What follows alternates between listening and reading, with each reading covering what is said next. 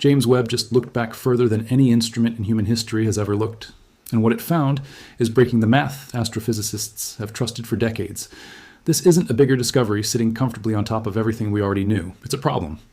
A real one sitting in peer-reviewed data right now that nobody currently has a clean answer for. And the strange part is, most people have no idea it's happening because on the surface, it just sounds like another headline about a telescope finding something the most distant ever. That framing makes it sound routine, almost boring, like Webb is just quietly padding out a highlight reel. It isn't. Every time this telescope pushes the record back a little further, it isn't confirming what scientists expected to find out there. It's contradicting it. And the gap between what the models predicted and what the instruments are actually showing has gotten wide enough that researchers are now using words like chasm to describe it in actual published statements, not internet speculation. So let's start with what Webb is actually doing when it looks back in time. Because that phrase gets thrown around so casually that people forget it's not a metaphor. Light travels at a fixed speed. It's fast, but it's not infinite. The universe is unimaginably large. So when light from a distant object finally reaches a telescope's mirror here on Earth, that light has been traveling for an enormous amount of time to get here. If a galaxy is 13 billion light years away, the light hitting the telescope tonight left that galaxy 13 billion years ago. You're not seeing that galaxy as it is now. You have no idea what it looks like now. You're seeing a fossil, a preserved snapshot of a moment so far in the past that Earth didn't exist yet, the sun didn't exist yet, nothing in our solar system had formed. That's what astronomers mean when they say a telescope lets them time travel from their desk, which is a phrase one Webb researcher actually used to describe his own job, but half joking, because it's the closest thing to literally true that language allows. To figure out how far back they're looking, astronomers rely on something called redshift. As the universe expands, the space between a distant object and us stretches, and that stretching drags the wavelength of the light along with it, shifting it toward the red end of the spectrum, the same way an ambulance siren drops in pitch as it speeds away from you. The bigger the redshift, the more the light has been stretched, and the more the light has been stretched, the further back in time and space that light originated. Astronomers denote this with the letter Z. A redshift of 1 is already deep into cosmic history. A redshift of 10 means you're looking at light from within the first 500 million years after the Big Bang. And for a long time, going any higher than that, into double-digit redshifts, was considered close to the theoretical edge of what any instrument could realistically detect. Because the light from that era is so faint and so stretched into the infrared that older telescopes simply couldn't see it. That's exactly the barrier James Webb was built to break. Launched on Christmas Day in 2021 and operational since the middle of 2022, Webb carries a 6.5-meter gold-coated mirror and a suite of infrared instruments specifically engineered to catch this ancient, stretched outlight that older telescopes like Hubble could only glimpse the edges of. And almost immediately after coming online, Webb started finding things in that deep infrared range that nobody expected to be there. The first real jolt came from a team working on something called the JWST Advanced Deep Extragalactic Survey, JDES for short, co-led by astronomers including Brant Robertson at UC Santa Cruz. In January of 2023, an astronomer on the team named Kevin Hainline was going through the data when he found a candidate galaxy that looked like it might sit above a redshift of 14. If that number held up, it would represent one of the earliest galaxies ever confirmed, existing when the universe was just a tiny fraction of its current age. But the team was cautious because the source was strange in ways that made them suspicious of their own result. It was surprisingly bright for something supposedly this far away and this early in cosmic history, and it sat suspiciously close to another galaxy, close enough that the two might actually be one larger, closer object, masquerading as something extreme and distant. So they didn't announce anything. They went back for more data.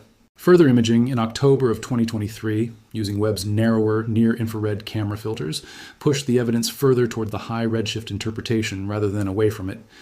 But imaging alone wasn't enough to be certain. What the team really needed was a spectrum, a full breakdown of the object's light into its component wavelengths, because a spectrum can nail down a redshift with actual precision instead of just a rough estimate based on color and brightness.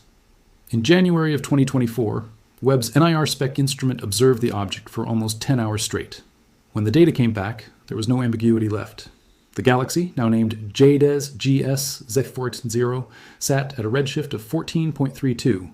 That corresponds to a moment in cosmic history, less than 300 million years after the Big Bang, when the universe was around 2% of its current age.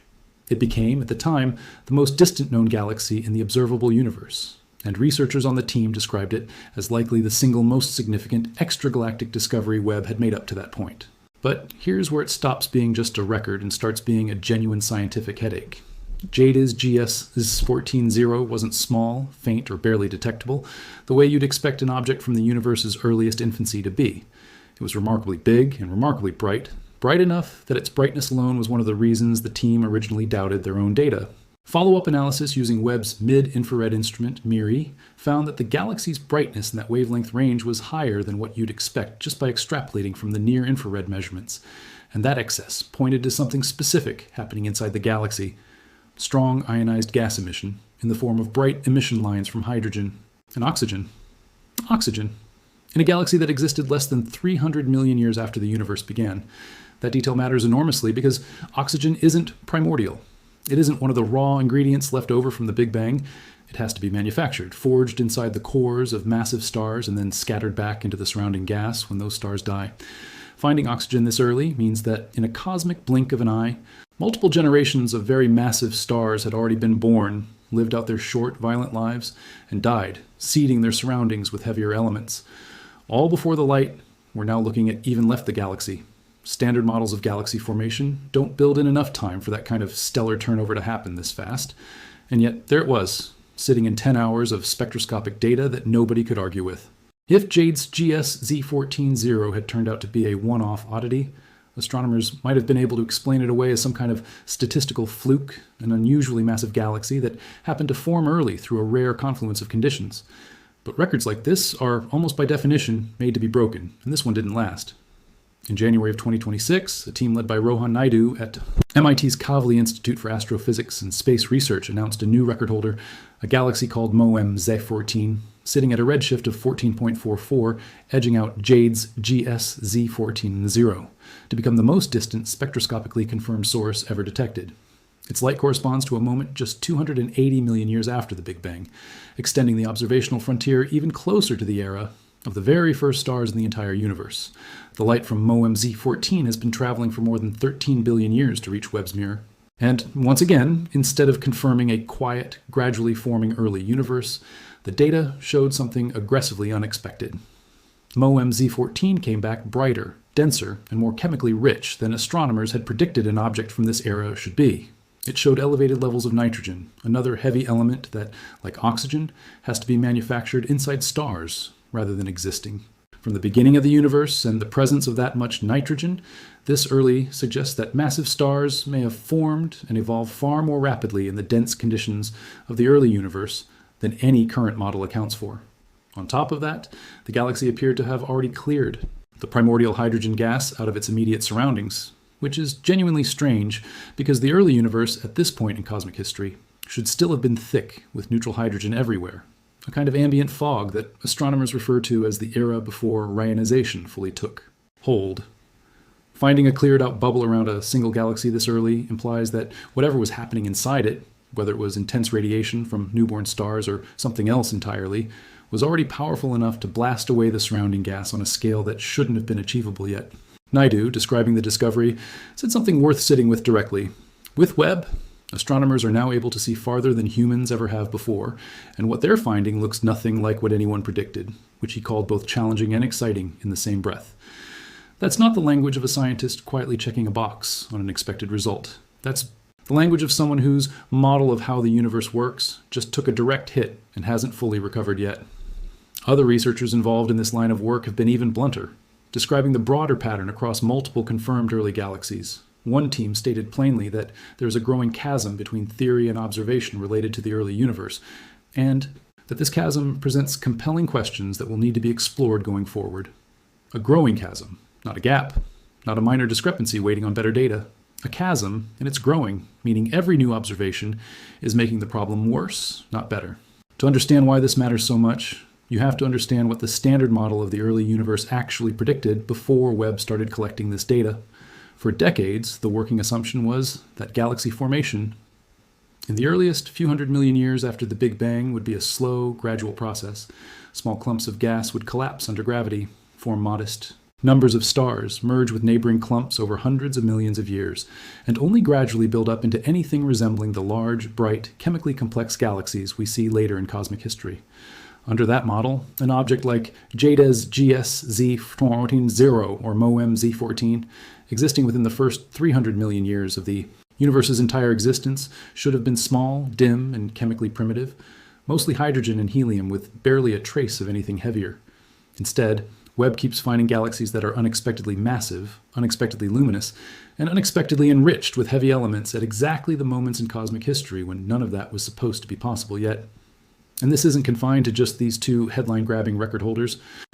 Across Webb's broader survey work, astronomers have documented a whole population of ultra-bright, compact galaxies blazing with intense star formation within the universe's first billion years. Far more luminous and far more massive than theoretical models predicted could exist that early, a pattern consistent enough across independent observations that researchers have stopped treating individual cases as flukes and started treating the pattern itself as the actual discovery. This is also where a strange and slightly eerie second thread of Webb's work comes in, one that started almost as an accident. While hunting for exactly these kinds of ultra-distant galaxies, astronomers kept noticing something odd showing up repeatedly in the deep field images, small, intensely red points of light that didn't behave like normal galaxies or normal stars. Researchers started calling them, somewhat informally, little red dots, and they have now shown up in a large number of Webb's deep space images, something that had never been observed before Webb and that, for a long time, nobody could adequately explain. What made them strange wasn't just their color, it was their brightness relative to their apparent size, and the specific shape of their light spectrum, which looked less like starlight and more like something being seen through a dense shroud of surrounding material. Very recently, a team investigating one of these little red dots found something that reframes the mystery entirely. This particular object dates back to just a few 100 million years after the Big Bang, less than 660 million years. And it resembles, at first glance, an enormous star. But it shines far too brightly to actually be powered by nuclear fusion the way ordinary stars are. When researchers ran computer simulations, trying to recreate the object's exact brightness and spectral signature, the only configuration that worked required a black hole roughly 100,000 times the mass of the Sun, wrapped inside a dense, star-like cocoon of hydrogen gas, roughly the size of our own solar system. Researchers have started calling objects like this black hole stars, and the specific one is now considered the most distant such object ever found, and it appears to offer a genuine clue towards solving the broader little red dot mystery. The theory taking shape is that these objects may represent an early transitional phase in the formation of supermassive black holes themselves, a kind of embryonic stage where a rapidly growing black hole is still shrouded in the gas it's actively feeding on, glowing with a spectrum that mimics a cool, reddish star simply because of how that surrounding material absorbs and re-emits the black hole's intense energy output. What's especially strange is that none of these objects have been observed anywhere in the more recent universe. They only show up in this earliest window of cosmic history, which suggests they're not a permanent type of object, but a phase, a brief and violent stage that either burns itself out or evolves into something else entirely once the surrounding gas is consumed or blown away. Layer this discovery on top of the JWST and MOEM Z14 findings, and a pattern starts to take shape that goes beyond any single anomaly. Massive black holes seemingly bulking up faster than physics comfortably allows, galaxies chemically enriched with heavy elements faster than stellar life cycles are supposed to permit, regions of primordial hydrogen gas being cleared out earlier and more aggressively than ionization models predict. Individually, any one of these findings might be dismissed as an unusual outlier, a strange exception to an otherwise solid rulebook. Together, repeated across independent teams, independent instruments, and independent methods of confirmation, they start to look like exactly what that one research team called it: a growing chasm between what theory says should be happening in the early universe and what Webb is actually recording happening in the early universe. Now, there's a separate but closely related thread to this story that pulls the focus down from entire galaxies to a single individual star, and it's arguably the strangest and most fragile discovery in this entire body of work. Before Webb, the most distant individual star ever detected was found by the Hubble Space Telescope, an object nicknamed Earendel after an Old English word meaning morning star.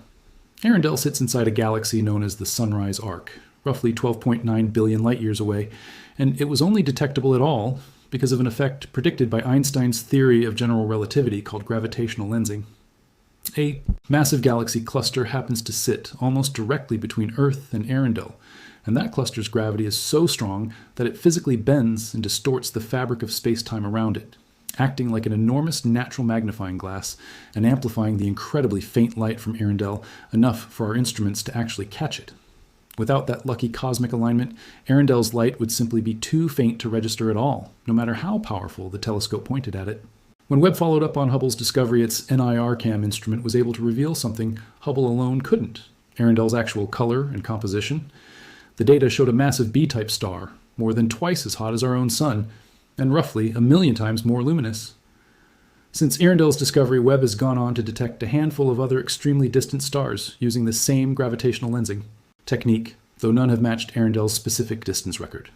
Researchers involved in this line of work have expressed cautious hope that this technique could eventually lead to the detection of something that has never been directly observed at all: a member of the very first generation of stars ever formed in the universe, composed of nothing but the raw, unprocessed hydrogen and helium left over from the Big Bang itself before any previous generation of stars had lived and died to. Enrich the cosmos with anything heavier.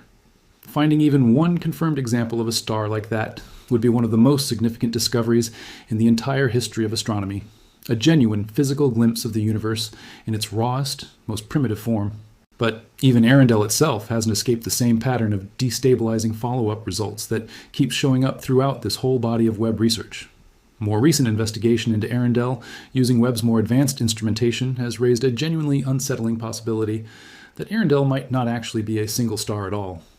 It might instead be a star cluster, a tightly bound group of multiple stars that form together from the same cloud of gas and dust, appearing to blur together into what looks, from this extreme distance and under this specific gravitational magnification, like a single point of light.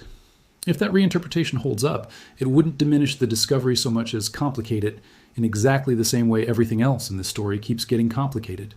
It would mean that even our most extreme and celebrated individual detections from the deep universe might not be quite what we initially classified them as, and that the tools we're using to interpret this data, gravitational lensing, spectral analysis, brightness extrapolation, are all being pushed right up against the edge of what they can reliably tell us at these extreme distances. Step back from any single one of these discoveries, and what you're looking at collectively is not a tidy, incremental story of a telescope, quietly confirming decades of careful theoretical work. It's a telescope that was specifically engineered to look further back than any instrument before it, doing exactly what it was built to do, and in the process, generating a body of evidence that keeps contradicting the very framework astronomers use to predict what Webb should have found in the first place. Galaxies too big, too bright, too chemically mature for their age. Black holes bulking up on timescales that strain the physics of how black holes are supposed to grow. Entire regions of primordial gas cleared out earlier than the standard reionization timeline allows. An individual star, or maybe a cluster mistaken for a star, sitting at the absolute edge of what current technology and current theory can even properly classify. Each of these findings on its own might be explainable through some adjustment to existing models, a tweak here, a refined assumption there, but taken together, repeated across independent teams and independent instruments, they're starting to look less like isolated puzzles and more like symptoms of something deeper that current cosmological theory hasn't caught up to yet. Some researchers have proposed that star formation in the extremely dense, extremely young universe might simply have proceeded at a pace far faster than anything we observe in the universe today, essentially arguing that the earliest cosmic environment was so different from anything that exists now that our present-day assumptions about how quickly stars and galaxies build up simply don't transfer cleanly to that era.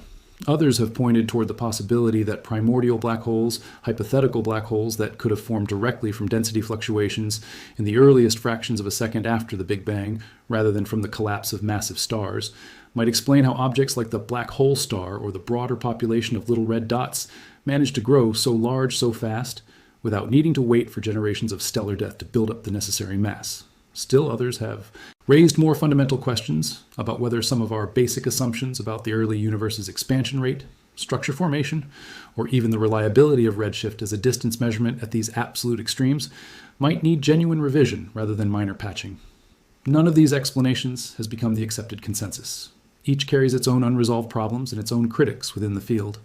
What researchers do broadly agree on is that the data itself is too clean, too consistent, and too repeatedly confirmed across multiple independent observations to be waved away as a calibration error or an instrumental artifact.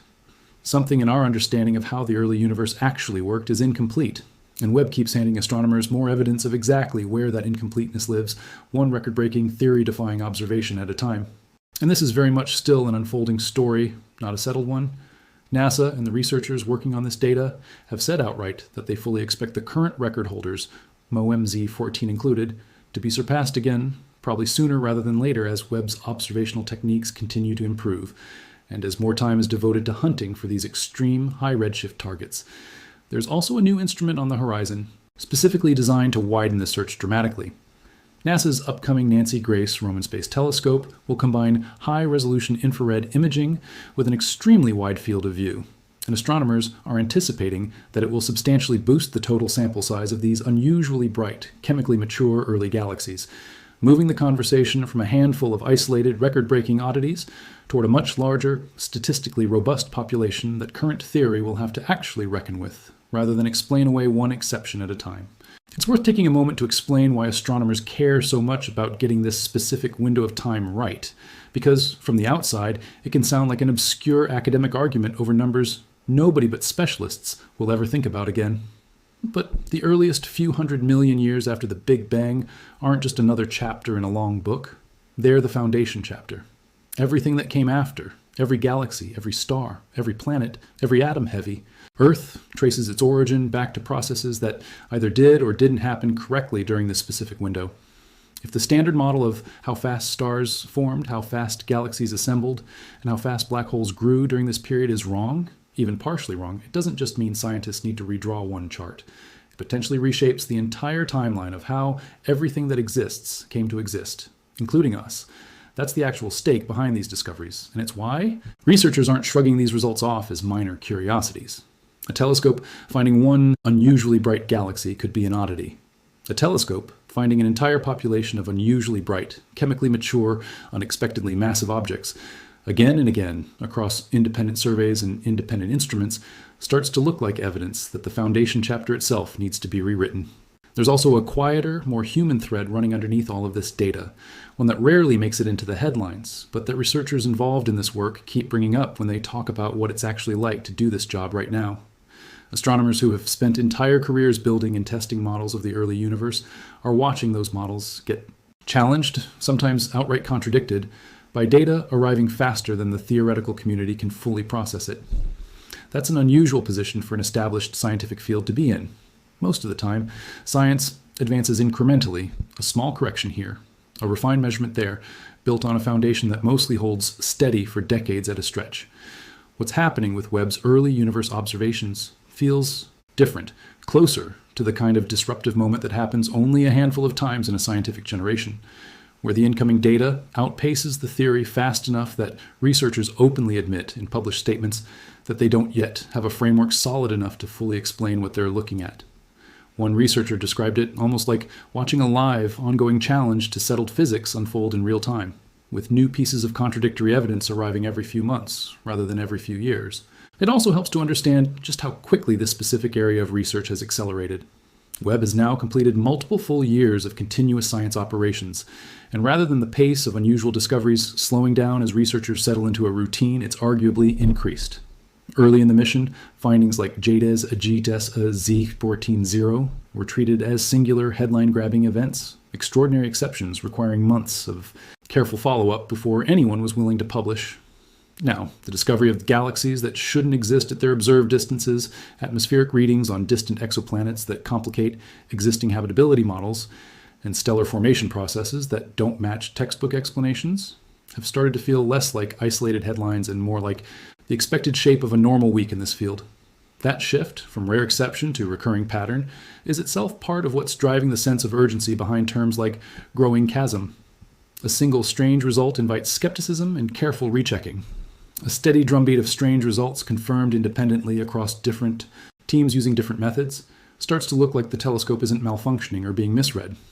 It's working exactly as intended, and what it's showing us is a genuinely different universe than the one written into the textbooks most of today's astronomers grew up studying. None of this means the entire framework of modern cosmology is about to collapse or that everything scientists thought they understood about the Big Bang is wrong. The broad strokes, an expanding universe, a hot, dense early state, the general timeline of cosmic history stretching back roughly 13.8 billion years remain extremely well supported by an enormous body of independent evidence collected over decades from multiple instruments using multiple completely different methods of measurement. What's being challenged isn't the existence of the Big Bang or the overall age of the universe. It's the finer details of exactly how quickly structure, complexity, and chemical enrichment assembled themselves in that earliest window, and whether the physical processes we currently rely on to explain galaxy and star formation are complete, or whether they're missing something significant that only becomes visible once you have an instrument sensitive enough and patient enough to actually look this far back and this clearly.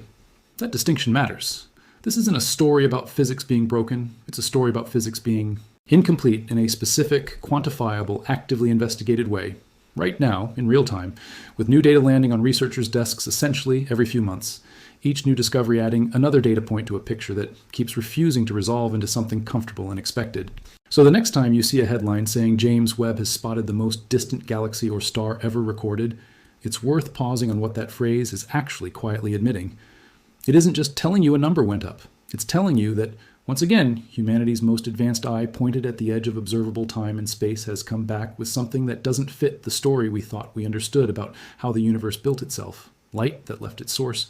Before Earth existed, before our sun had ignited, before almost anything familiar about our corner of the cosmos had taken shape, is arriving at a mirror 1.5 million kilometers from Earth, and describing a universe that grew up faster, brighter, and stranger than anyone's model said it should have. That's not a footnote in an astronomy journal. That's an open question sitting at the foundation of how we think the universe began. And right now, nobody has a fully satisfying answer for it.